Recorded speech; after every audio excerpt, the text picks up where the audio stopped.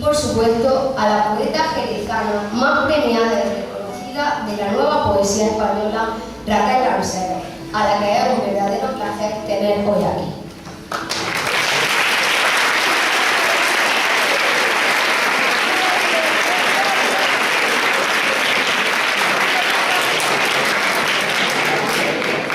Posiblemente la mayoría de vosotros no disfrutáis leyendo poesía y no paséis el tiempo entre versos de Neruda o de Ernesto. Es más, puede que gran parte de las veces ni la entendáis. Y quizás ese sea nuestro gran error. Queremos entender algo que no hay que entender, sino sentir. No lo dudéis, a pesar de vuestras reticencias, lo sabemos por experiencia. Nosotras también hemos estado en el lugar que vosotros ocupáis. Cuando abrimos las páginas de un libro de poemas e intentamos franquear la puerta que nos transporta al mundo en el que el poeta quiere compartir con nosotros, hay a veces algo que nos lo impide. No logramos captar el sentido, se nos escapan los matices, los detalles que nos permiten comunicarnos con los poetas. Pero cuando escuchamos la poesía recitada y las palabras nos llegan con el ritmo adecuado, todo adquiere sentido. La poesía nos atrapa, nos transporta, la sentimos. Solo tenéis que mostraros receptivos, dispuestos a escuchar. Como dijo Galileo Galilei, existen dos tipos de mentes poéticas. Una apta para inventar fábulas y otra dispuesta a creerlas. Os invitamos a que descubráis la vuestra y os adentráis en el sorprendente mundo de la poesía de la mano de Raquel Lanceros. Si entre todos lo conseguimos, podremos abandonar por un momento lo cotidiano y abrazar las palabras que nos permiten viajar, como señala Raquel, a la inquietante sima de la vida y seguir la estela del pájaro que se escapa del invierno. Repito, tal vez con una mezcla de asombro y escepticismo, descubráis en la poesía de Raquel ese rincón cálido y acogedor que nos ofrece la confidencia de un amigo. De una cosa estamos seguros. Hoy no saldremos de aquí con la mano vacía, a pesar de que así haremos mejor el camino.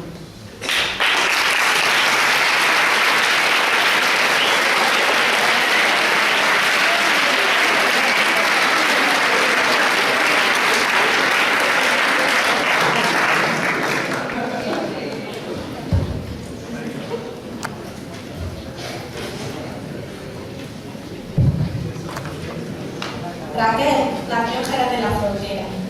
Pronto se trasladó a vivir a León, en cuya universidad se licencia en Filología Inglesa. Completa su formación en Irlanda, Francia, Inglaterra e Italia. Actualmente trabaja como asesora de formación inglés en el Centro de Profesores y Recursos de Murcia, actividad que compagina con la traducción.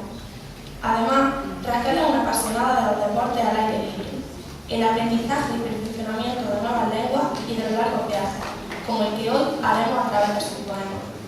Raquel Lanceros es autora de libros de poemas como Leyendas del Promontorio, 2005, Diario de un destello, 2006, Los ojos de la niebla, 2008 y Toninia, 2009. Asimismo, su obra ha sido reunida en las antologías personales La Caacia Roja, 2008, Un sueño dentro de un sueño, 2012 y A la hora del viento. Entre los galardones que ha recibido por su obra poética destacan el premio Unicaja de Poesía, una tesis del premio Abelón, el premio de Poesía Beltrán 2011 y el premio Antonio Machado en Madrid. Recientemente ha recibido el premio literario Jaén 2013 por su obra Las esquinas pequeñas son pequeñas. Como ella misma asegura en la entrevista, escribe por placer y necesidad. No se recuerda sin un lápiz entre las manos escribiendo poesía. Sus padres dicen que comenzó a escribir poemas a la misma vez que comenzaba a escribir, y a leer, sobre todo a leer. Según Raquel, una palabra escrita debería equivaler a casi 1000 palabras leídas. Pero, ¿qué es la poesía para Raquel Lanceros? Para Raquel, la poesía misma es hija de la vida. Nada debe haber por encima de la vida. Por eso, para que no resulte falsa, la poesía debe nutrirse de ella y transmitir a muchos de los valores que se consolidan de la adolescencia. Su poesía nos habla de la necesidad de creer en uno mismo, del compromiso con los demás, de sentimientos y sueños imposibles que nos invitan a seguir luchando para aproximarnos a ellos. Personalmente, creo que resulta muy enriquecedora la lectura de los poemas de Raquel, porque muchas de nuestras preocupaciones aparecen reflejadas en sus poemas. A través de su poesía, la reconocemos y nos reconocemos. Nos sentimos cómodos leyéndolo, porque sus poemas nos miran directamente a los ojos y nos hablan con palabras que llegan al corazón. Por si vinieran tiempos de silencio, qué necesarias son las palabras. Hoy contamos en esta 14ª edición del aula de poesía con la presencia de Raquel Losero. Raquel ama especialmente las palabras, han formado parte de su vida desde niña. Hoy, precisamente, nos hacemos aquí para que Raquel comparta con nosotros sus palabras. Bienvenida.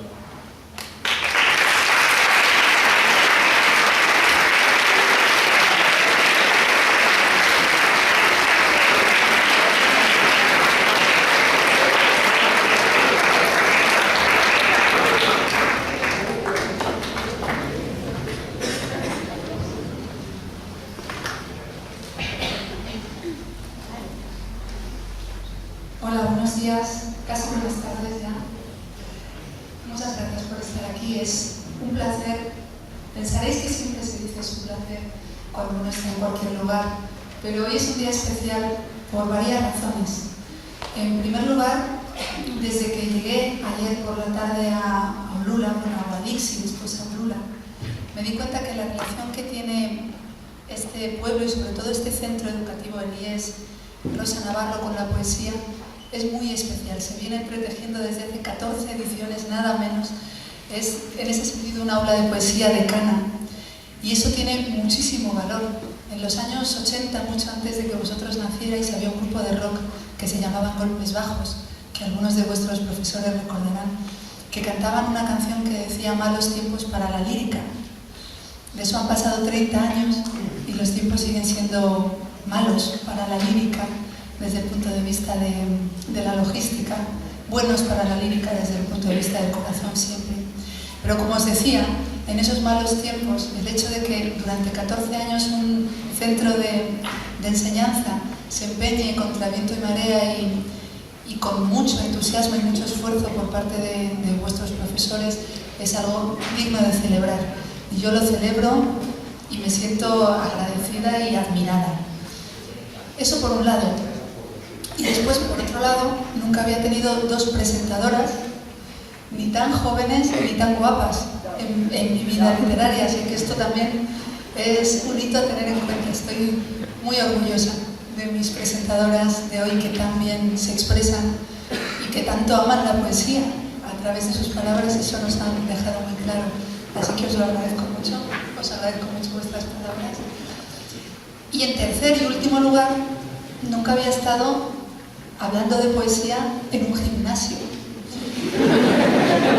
Y esto, aparte de que es un lugar espléndido, lleno de luz y donde cabe mucha gente y de repente son muchas las caras que tengo la suerte de poder ver, también en griego gymnasium significaba instituto, aunque os parezca que no, así que la etimología nos ayuda porque un gimnasio era el centro del saber en los tiempos clásicos. Así que estoy muy orgullosa por haber batido esos 3 récords. Digamos, me puedo ir contando que esas 3 cosas nunca habían sucedido antes. Ayer he tenido la oportunidad de estar con vuestros profesores y me han contado muchas cosas de vosotros, todas muy buenas y todas me han hecho pensar que el centro, el IES Rosa Navarro de Olula del Río es un centro especial. En primer lugar, me decían que muchos de vosotros habíais pedido estar aquí.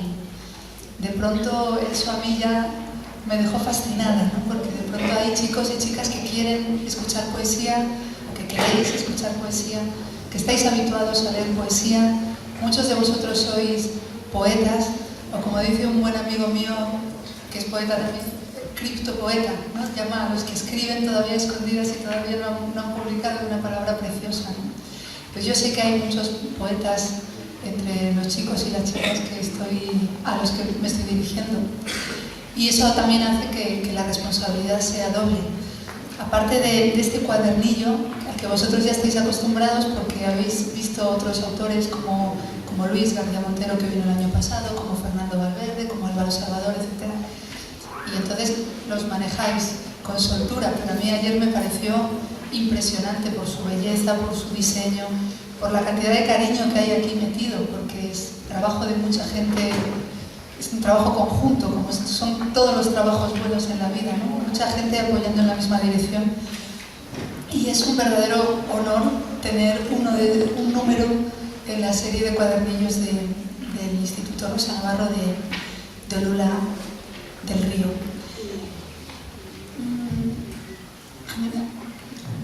Vamos a hablar de poesía, pero también me han dicho que vosotros queréis intervenir, que tenéis muchas cosas que preguntar, que también queréis escuchar poemas.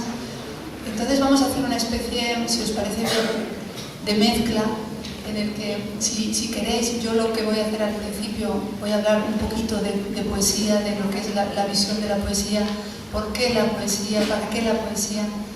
Leemos, si queréis, y intervenís en el turno que consideremos. ¿Os parece bien? Mucha gente, veréis, en estos tiempos que corren, que son tiempos tan utilitaristas, que parece que todo pasa por el tamiz del dinero, de la ganancia económica, de que sirva para algo material y concreto, mucha gente pregunta, y muchas veces con buena fe, no penséis que es una pregunta con mala intención, ni mucho menos. Mucha gente pregunta, ¿y la poesía para qué sirve? Así, ¿para qué sirve? Dando por hecho que es algo inútil a lo mejor, ¿no? Que no da beneficios, que no es, pues, qué sé yo, como un bingo, que de pronto a finalizar la noche hay unos miles de euros de caja.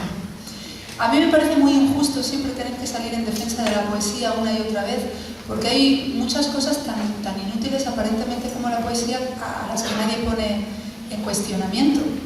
Nadie se le ocurre pensar, ¿y el tenis para qué? Por ejemplo, y yo lo digo desde el punto de vista de un amante del tenis, con todo el respeto. Pero la poesía sí, la poesía se cuestiona de repente, ¿para qué la poesía? Yo os diría que la poesía, más que servir para algo, que es un concepto, pues ya os digo, un poco pequeño, porque es como si nosotros necesitáramos sacar un beneficio de la poesía, es exactamente al revés.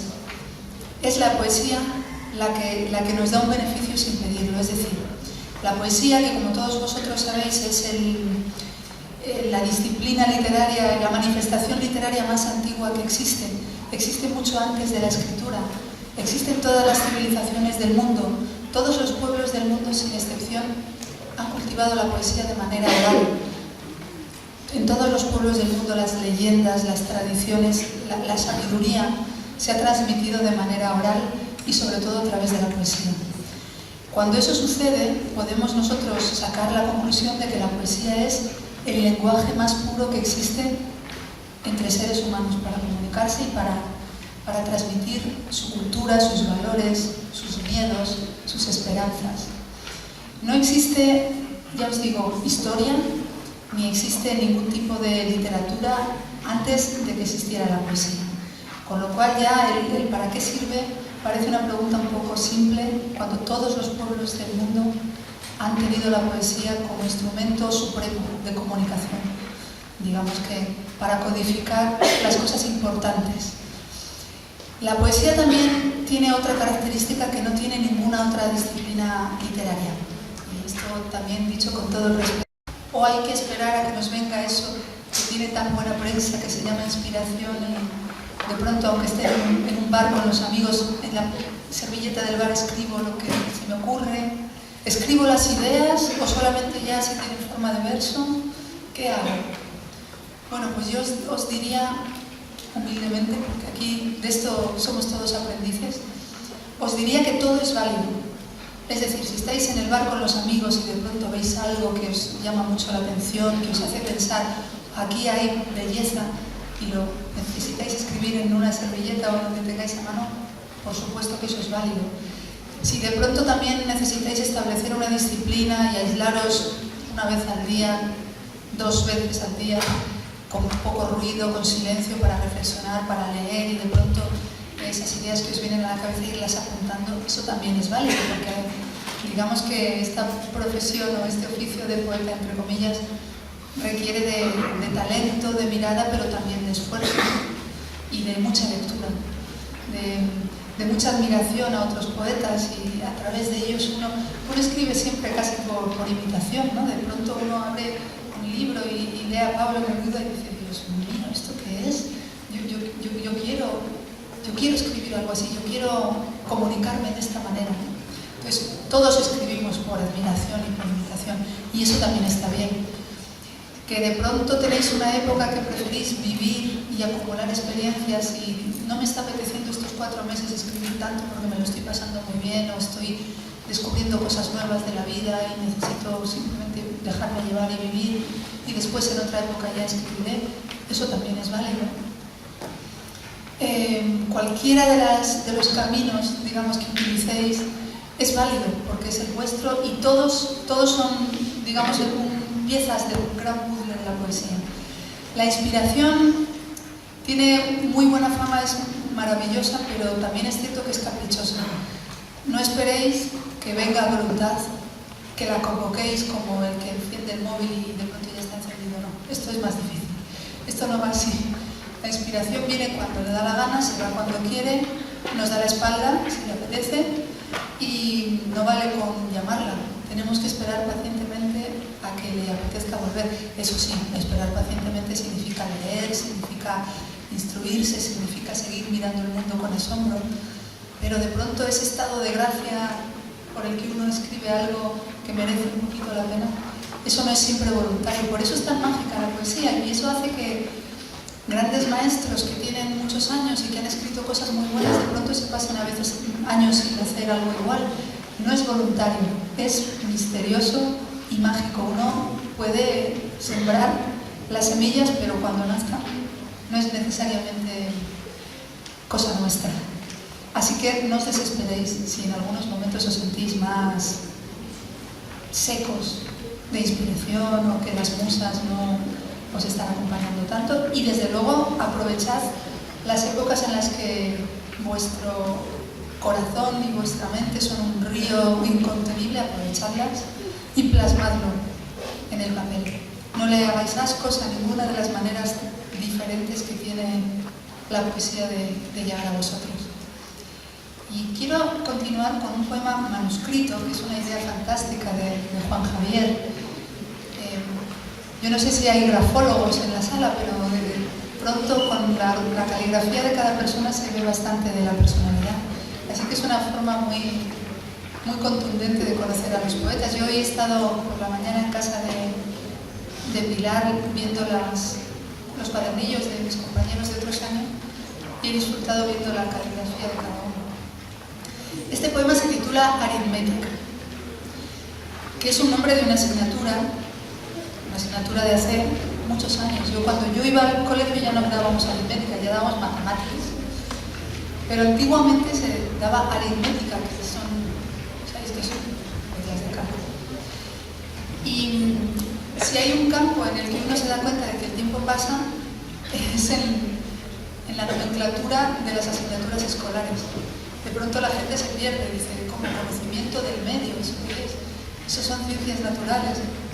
Entonces yo he puesto aritmética para que todo el mundo se sienta concernido, porque es una palabra lo suficientemente clásica para que no excluya a ninguna generación. Lo que quiero que sea, lo que es, lo que pudo haber sido, lo que nunca será, lo que fue y lo que era, lo que pudiera ser, lo que querré algún día que haya sido, lo que quise que fuera, lo que a pesar de mí se obstina en ser, lo que siempre soñé que fuese un día. Las cuentas son exactas, yo soy el resultado.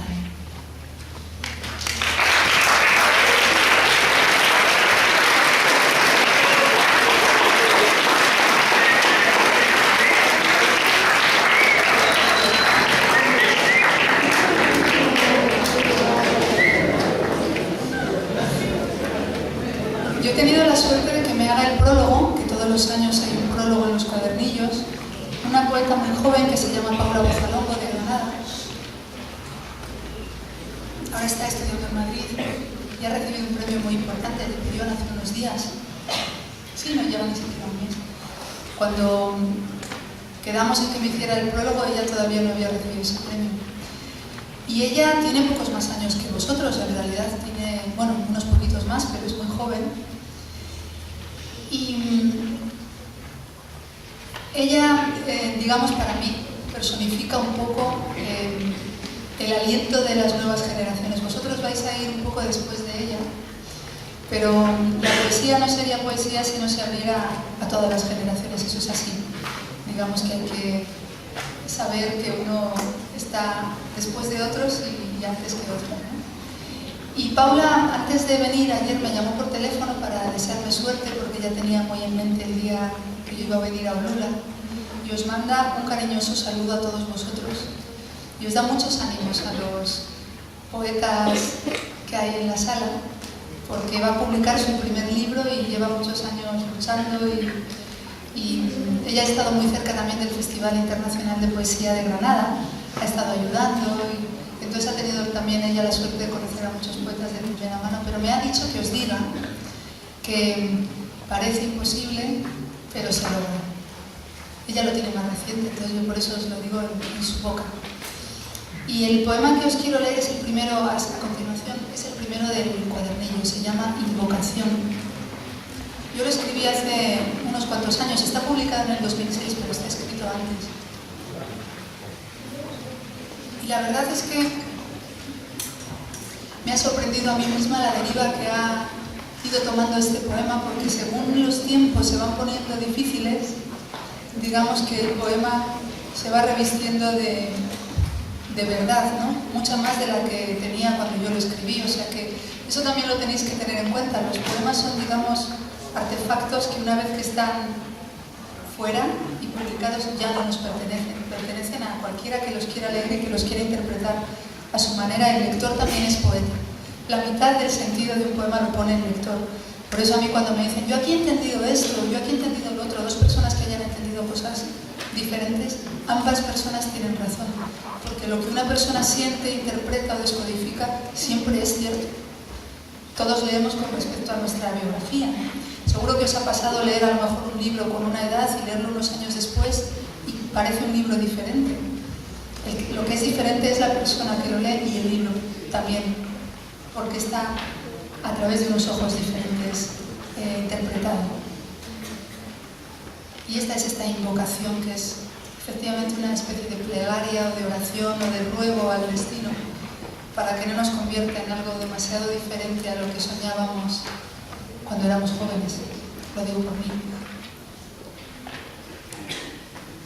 Que no crezca jamás en mis entrañas esa calma aparente llamada escepticismo. Huya yo del resabio, del cinismo, de la imparcialidad de hombros encogidos. Crea yo siempre en la vida. Crea yo siempre en las 1000 infinitas posibilidades. Engáñenme los cantos de sirenas. Tenga mi alma siempre un pellizco de ingenuo. Que nunca se parezca mi epidermis a la piel de un paquidermo inconmovible, helado.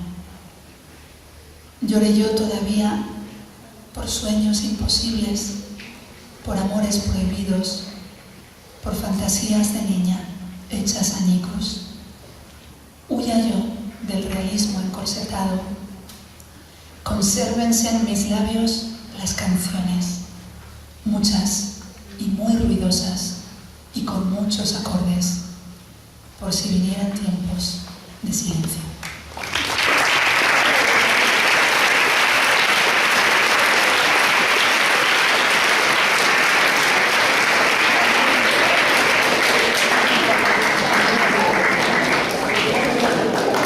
Y ahora os voy a pedir una licencia, veréis.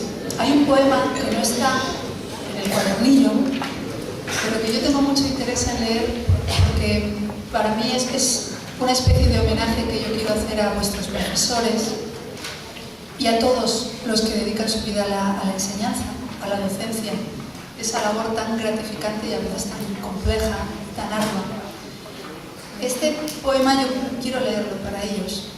Es un poema que tiene como título un epitafio real. Está tomado de una lápida, de una tumba que está en el pueblo de mis abuelos, que yo vi un verano cuando acompañaba a mi abuela a visitar la tumba de mi abuelo. Yo voy todos los veranos. Y vi esa lápida con una mujer que murió muy joven. Tenía 26 años cuando murió y era maestra. Y me contaron su historia y me pareció que merecía la pena escribirla. Murió en el año 45, imaginaos, estaba en plena posguerra, en medio de ninguna parte. Cuando digo en medio de ninguna parte me refiero a una zona aislada, se llama Sanabria, está en el noroeste de Zamora, entre Galicia y Portugal, lejos de cualquier núcleo urbano grande. Y me contaba mi tío abuelo que esta mujer a la que él conoció leía a Dante. Imaginaos, una mujer joven en la posguerra que lee a Dante, la Divina Comedia. Ya esto merece la pena escribir sobre ella. Por eso me he permitido introducir dentro del poema el primer y el último verso de la Divina Comedia del grandísimo Dante. Así que para todos los profesores, Beatriz Orieta, maestra nacional 1919-1945. Los niños corren y saltan a la comba. Beatriz Orieta pasea junto a Dante, sorteando los pupitres en medio del camino de la vida. Tiene litros de frío mojándole la espalda. Apenas pueden nada contra él los míseros tizones del brasero oxidado. Entran al aula los gritos infantiles. Huelen a tos, a hambre. Algunas veces Beatriz Orieta casi no contiene las ganas de llorar y mira las caritas sucias, afanándose en recordar las tildes de las palabras llanas. Prosigue Dante todo el día musitando en el oído de Beatriz Orieta: amor que mueve el sol y las estrellas. Ella siente de veras que otro mundo la mira, al lado de este mundo gris y parco. Contra el lejano sol del lejano crepúsculo, dos amantes se miran a los ojos. Beatriz Orieta está apoyada en su hombro.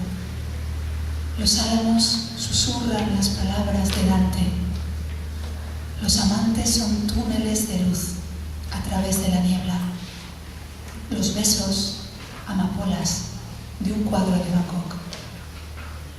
Pasa el invierno lento, como pasa un poema. Pasan el frío andrajoso, la fiebre y el esputo y toman posesión del blanco cuerpo, igual que las hormigas invadiendo esas migas de pan abandonadas. 60 años después, entre las ruinas verdes, leo un descanse en paz envejecido sobre la tumba de Beatriz Orieta. El silencio es de mármol. El silencio es la respuesta de todas las preguntas. Unos metros más lejos, hace solo 2 años, yace también el hombre que, apoyado en el hombro de Beatriz Orieta, dibujó un corazón sobre un tiempo de hiel.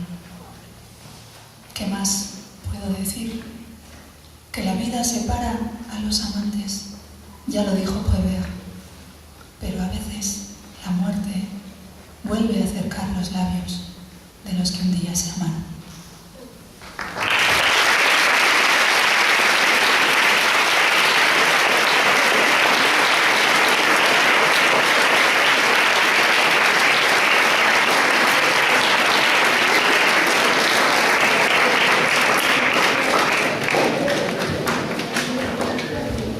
Pero hay otro poema más que os quería compartir, no sé qué tal estamos de tiempo. Bien, estamos bien. Hay otro poema más que os quería compartir porque es, de alguna manera, no está escrito en la misma época, pero también es una especie de confesión personal sobre eso tan complicado, a la vez tan imprescindible, y que hace que la vida merezca la pena ser vivida, entre otras cosas, que llamamos, en español lo llamamos pasión, amor, deseo. Los antiguos griegos lo llamaban eros, y era una palabra más grande, porque eros significa lo que he dicho anteriormente, la pasión, el deseo, el amor, la llama, la atracción intensa, pero significa mucho más. En griego eros también es la fuerza motriz de la vida. Al fin y al cabo, ¿qué es el amor? Sino la fuerza de la vida que se abre paso. Pues en el sentido griego más amplio de la palabra amor o eros, os comparto este poema que se titula A propósito de eros. De todas las terrenas servidumbres que aprisionan mi afán en esta cárcel, me confieso deudora de la carne y de todos sus íntimos vaivenes que me hacen más feliz y menos libre. A veces, sin embargo, la esclavitud se muestra soberana y me siento señora del destino, porque sé amar, porque probé la fruta y no maldije nunca su sabor agridulce, porque puedo ofrecer mi corazón intacto si el camino se digna requerirlo, porque resisto en pie, con humilde firmeza, el rigor de este fuego que enloquece. En este fragor mudo en el que todos somos rufianes, vagabundos, desposeídos y presos, no existen vencedores ni vencidos, y mañana no arrienda la ganancia de ayer.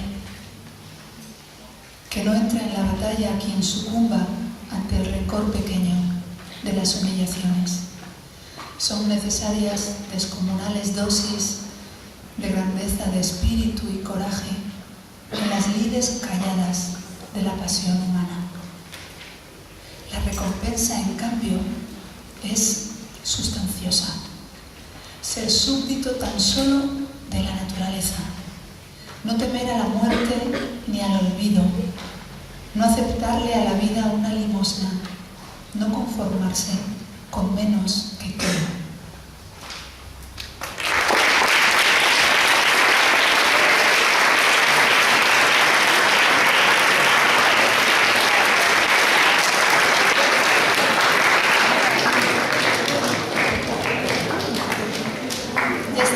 Veo que Juan Javier tiene el micrófono preparado por si queréis comentar algo, participar, sugerir, disentir, asentir, lo que vosotros queráis preguntar.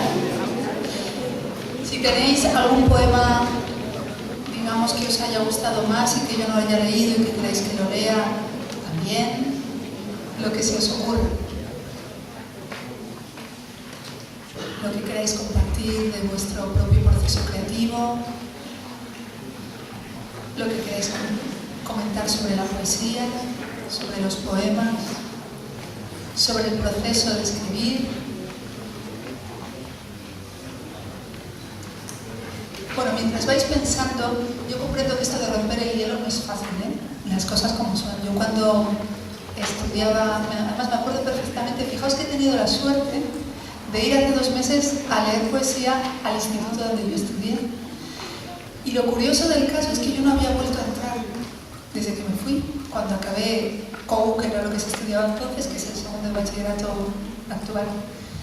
Y de pronto yo ya no me acordaba, pero fue entrar y me vinieron todos los recuerdos de golpe, ¿no? Cosas en las que no había pensado en años.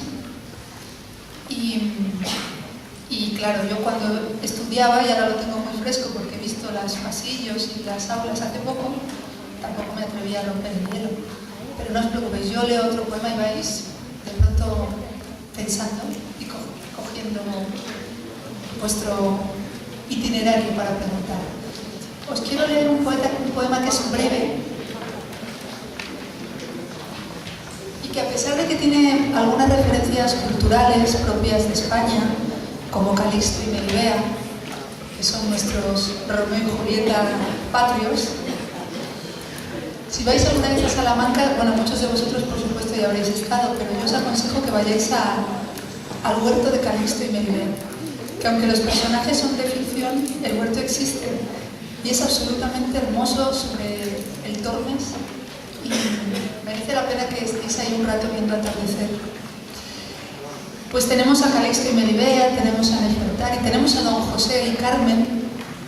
Esos son más conocidos. Los franceses el mito de Carmen lo tienen muy presente y de hecho siempre piensan que las españolas vamos a llevar un clavel en la boca, que tenemos esa pasión de Carmen, no tienen como esa idea de pronto, eso sí lo tienen más presente. Pero ya os digo, a pesar de los elementos culturales, es un poema que se entiende bien traducido a otras lenguas, curiosamente.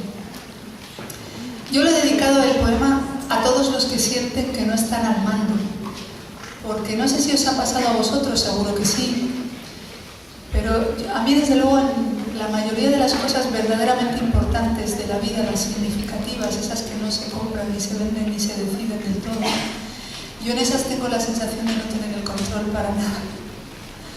Así que si os habéis sentido alguna vez, o muchas veces, o varias veces así, el poema está dedicado a vosotros y a vosotras. Me habría gustado ser discípula de Ícaro. Hubiera sido hermoso festejar las bodas de Calixto y Melibea. Me habría gustado ser un hitita ante la reina Nefertari, el joven Werther en Río de Janeiro, la deslumbrante dama sevillana por la que don José rechazó a Carmen. Yo quisiera haber sido el huerto del poeta, con su verde árbol y su pozo blanco, el inspector fiscal con el que conversara Mayakovsky. Me habría gustado amarte, te lo juro, solo que muchas veces la voluntad no basta.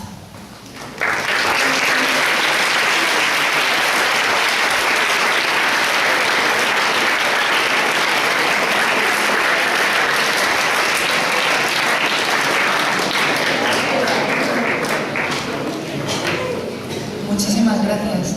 Me estoy como llenando de energía, de verdad, no es broma. Me estáis haciendo sentir muy bien, muchas gracias. Por ahí yo veo que Juan Javier extiende el brazo. ¿Hay alguien que quiera hablar? ¿Cómo te llamas? Elena. Elena. ¿Cómo comenzó tu afición por la poesía? Pues mira, Elena, si te digo la verdad, casi no lo recuerdo porque mis padres dicen que siendo muy pequeña ya les escribía.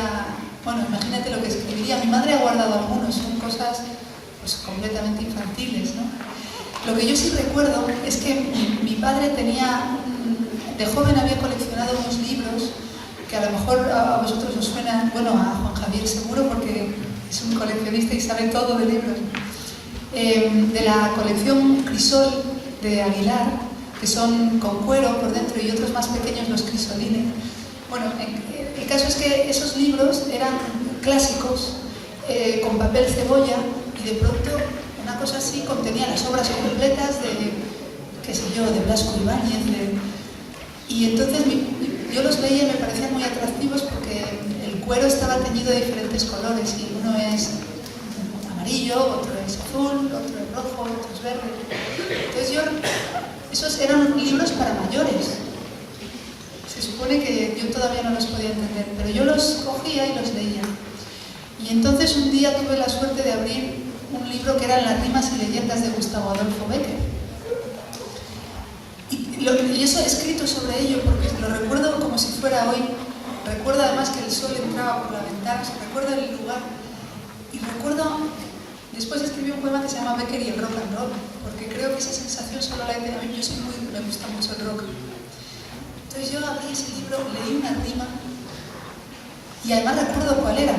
No sé si os suena, no digáis que agotado su tesoro de asuntos falta, enmudeció la lira, podrán no haber poetas, pero siempre habrá poesía. Y yo de pronto leí aquello y me pareció un mensaje ultraterreno. Esto sobrenatural, absolutamente sobrenatural. Yo dije, esto son palabras, pero esto no es el lenguaje normal con el que me habla mi abuela o con el que yo hablo con mi amiga en la escuela. Igual iba, no sé, a segundo, a tercero de primaria.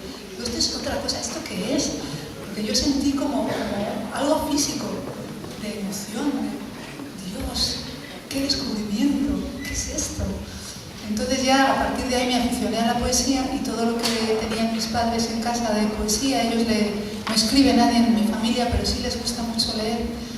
Y en particular mi madre es una muy buena lectora de poesía.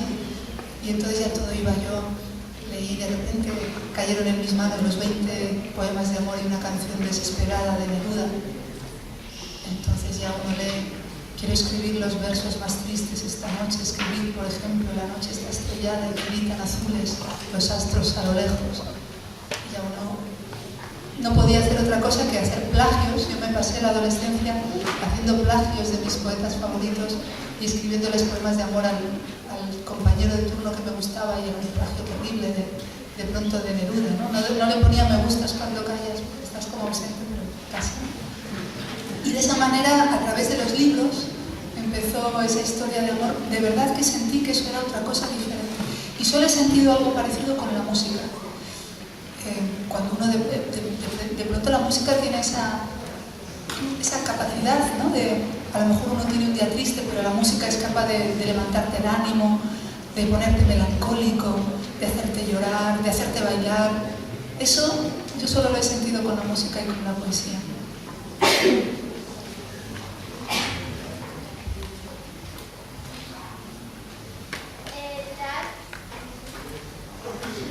¿Te has autocensurado alguna vez en escribir algo, algún poema o poesía crítica? Esa es una gran pregunta, muy pertinente. ¿Cómo te llamas? Rocío. La pregunta de Rocío, la de Elena también, pero me refiero, esta es una pregunta importante porque vosotros sabéis que en tiempos pasados había censura antes de nacer yo. Pero también hay otro tipo de censura, que no es la que viene un señor y dice no, esto no lo puede usted poner porque esto es demasiado procaz, o de sexo no puede usted hablar, o de política no puede usted hablar, en fin, todas las cosas que los censores tachan. Pero hay una censura que si me apuráis, no es que sea peor, pero desde luego está igualmente peligrosa, que es la autocensura. Cuando de pronto uno, por razones privadas, por autobiografía, por pudor, por cobardía, qué sé yo, por mil razones, uno no se atreve a escribir lo que siente. Y luego yo me atrevo a apuntar, Rocío, otro tipo de censura todavía, que es una censura también, no es específicamente censura, pero yo las comparo, que es la sensación que tienen algunos poetas de tener que escribir con arreglo a una cierta moda. Yo tengo que escribir esto porque es lo que se lleva, es lo que creo que va a gustar, es lo que me parece que puede tener éxito, independientemente de que no sea lo que yo siento. Yo creo que ambas cosas son muy peligrosas. En primer lugar, porque la moda es una palabra que a lo mejor para la ropa o para el peinado, pues viene bien en algún momento. Con la poesía la moda se lleva muy mal. Dijo Antonio Machado que las modas pasan y el fondo permanece. Con esto os quiero decir que yo creo que no hay mejor poesía que la que es natural. Y por natural hay que entender lo que cada persona individualmente tenga como universo propio. Hay personas que pueden estar muy interesadas por la astrología y otras a las que las estrellas no le llaman la atención. Si al que no le llama la atención las estrellas escribe sobre estrellas porque hay una moda y va a vender, pues está fingiendo. Si el que lleva toda la vida observando el firmamento escribe sobre estrellas, eso es natural. Entonces no hay temas prohibidos en realidad.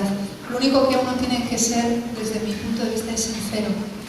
Y eso incluye escribir sobre cosas que a lo mejor para otros son desagradables, o no escribir sobre temas que a lo mejor se llevan mucho, pero uno no los vivencia como esos temas necesarios que uno necesita urgentemente conjurar o exorcizar porque los lleva dentro. Yo intento no censurarme. Tampoco soy buen juez y parte, no sé si a lo mejor a nivel inconsciente alguna vez lo habré hecho, pero lo que sí puedo decir es que intento no hacerlo. No escribir sobre lo que creo que se lleva, no imitar las modas, aunque sí que es verdad que es bueno conocer la tradición, es bueno conocer todo lo que se hace, pero después de eso elegir el ritmo, el tema, el estilo donde uno se sienta cómodo, donde su personalidad encuentre el cauce, sin sentirse constreñido por lo que debe escribir o por lo que no debe escribir. Por ejemplo, ahora mismo están bastante, digamos que está experimentando un resurgir la poesía de corte social, porque están pasando muchas cosas que lo piden, ¿no? Hay muchos recortes, hay mucha pobreza, hay mucha injusticia, y es normal que los poetas españoles escriban más sobre poesía social que a lo mejor hace 15 años que también había muchos problemas, pero no tan acuciantes como ahora que están en todas partes. Pues eso, por ejemplo, responde a algo real, no es una moda impostada, ¿no? Porque mucha gente lo siente de verdad, la mayoría de la gente lo sentimos de verdad. Y así con todo. Entonces hay que intentarlo. Es lo más difícil de todo, Rocío, yo creo. Ser fiel a uno mismo de verdad sin intentar dejarse llevar por otras motivaciones ajenas a la poesía. Desnuda.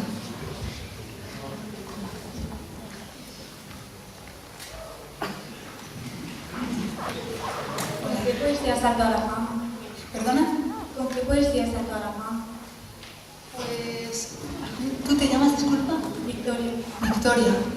Verás, Victoria, la fama es una palabra que a la poesía se le queda un poco corta, porque los famosos de verdad son los novelistas. Y no todos, claro, los novelistas con mucho predicamento y que escriben en editoriales de esas que están en todas las librerías. Los poetas no. Yo recuerdo, por ejemplo, pasear con Mario Benedetti en una ocasión que vino a Alicante cuando yo vivía en Murcia. Y por la calle no le reconocía a nadie, y era Mario Benedetti, era un superventas en el mundo de la poesía, un poeta queridísimo por mucha gente. Pero él iba por la calle y no le conocía a nadie. Ahora mismo en España, ¿quién puede ser el poeta más famoso? No sé, por edad quizás Francisco Brines o Caballero Bonal son los decanos vivos en la poesía actual. Después está Antonio Colinas, el propio Luis García Montero que estuvo aquí. Son poetas relevantes dentro del mundo poético. Tú puedes pasear con ellos por la calle sin que se dé la vuelta, a lo mejor de 50 personas una, con suerte. Con eso te quiero decir, Victoria, que la poesía, para mí, por suerte, porque eso me gusta, no va a acarrearte nunca una fama de estas de salir en las revistas de papel cuché, ni que venga un paparazzi para ver con quién te vas tú el sábado a tomar una Coca-Cola. Eso no va a pasar nunca con la poesía. Lo que sí ocurre es que dentro del mundo poético, por llamarlo de alguna manera, que somos pocos, pero tampoco somos tan pocos, es esa inmensa minoría, ¿no?, de la que hablaba Juan Ramón Jiménez. Sí que es cierto que hay libros que llaman la atención por muchos factores, por su originalidad, por su fuerza, por su autenticidad, por su factura, qué sé yo, por un montón de cosas que de pronto llaman la atención, ¿no? Yo no sé cuál de mis libros, quizá Croniria tuvo mucha repercusión, también el segundo Diario de un destello fue así como muy conocido, ya te digo, dentro de esos límites entre los que nos movemos los poetas, que es unos miles de personas en todo el país. Yo creo que quizá Diario de un destello, este poema de brillante, sin vocación, que le gustó mucho a la gente, y luego Croniria, que fue un libro que de alguna manera, y por suerte para mí, pues tuvo muy buena aceptación entre la crítica y, lo que es más importante, entre los lectores. A mí me interesa mucho más, y de verdad que no lo digo por decir, me interesa mucho más lo que piensen los lectores que lo que piensen los críticos, porque a veces son dos trincheras irreconciliables, no tienen demasiado que ver, pero el veredicto de los lectores, ese para mí es definitivo, y ese es el que vale.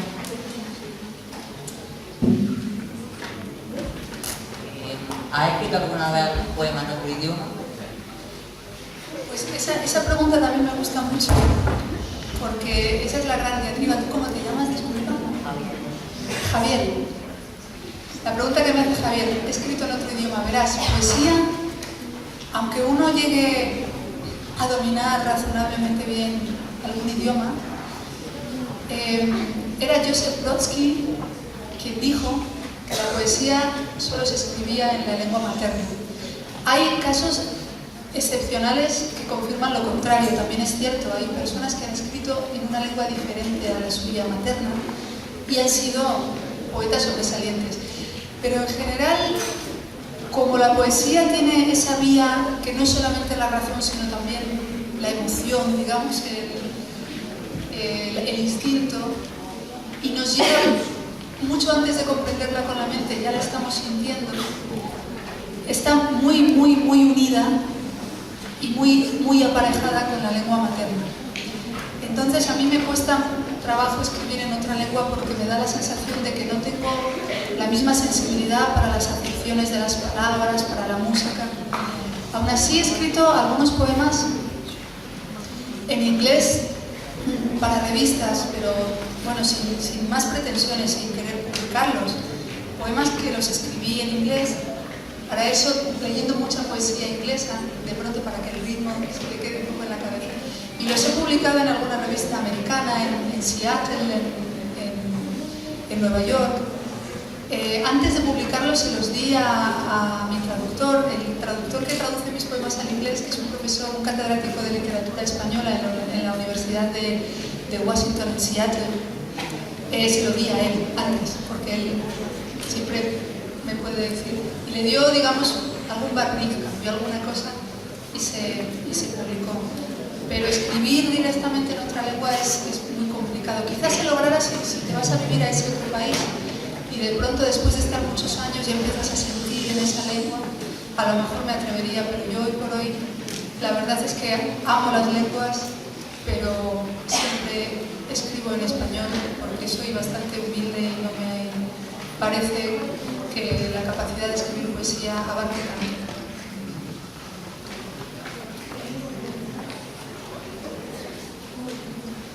Bueno,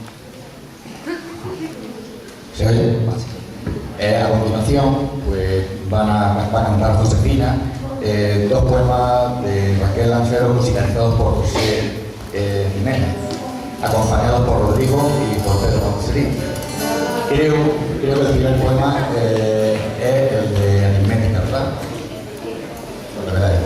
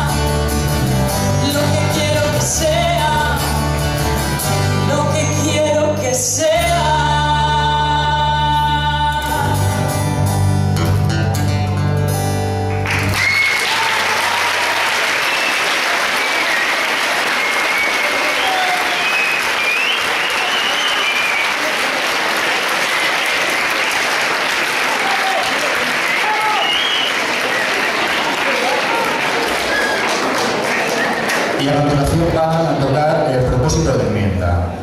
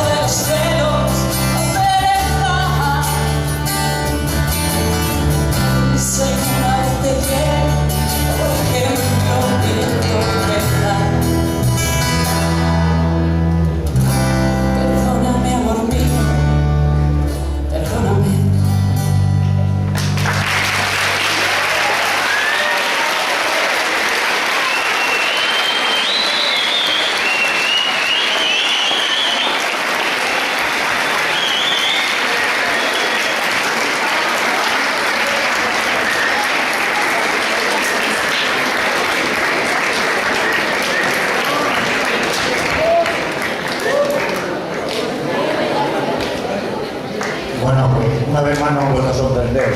Y esperemos que siga la cosa así, porque cada año es mejor. De verdad, enhorabuena. Muy bien.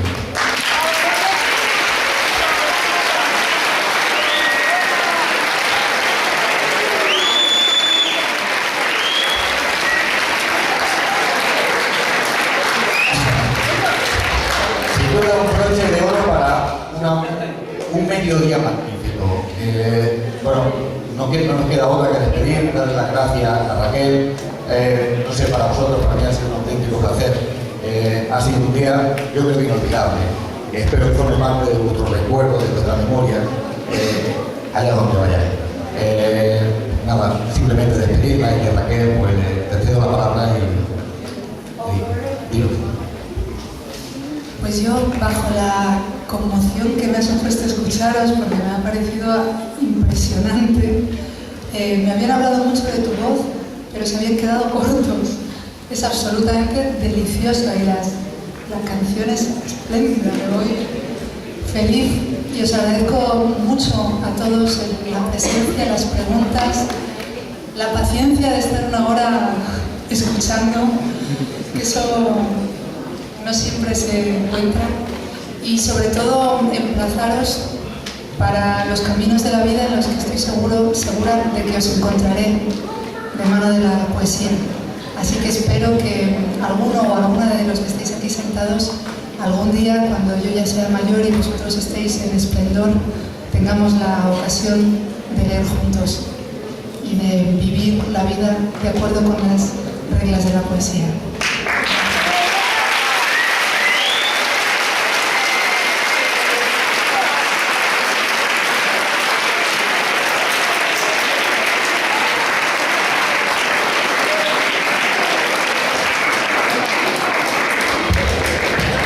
Bueno, yo quería darle las gracias a los dos Juan Javier, tanto el padre como el hijo, por habernos ayudado y por habernos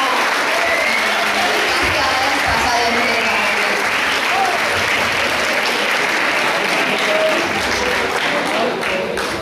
He olvidado agradecer a Juan Javier. Al final uno se queda siempre sin decir lo más importante, porque efectivamente sin su esfuerzo, sin su entusiasmo y sin su amor por la palabra esto no sería posible, y esto es un milagro. Así que gracias, Juan Javier, por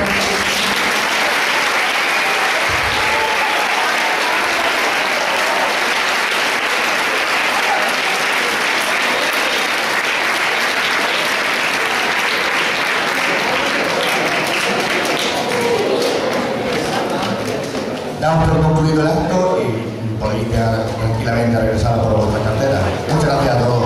Y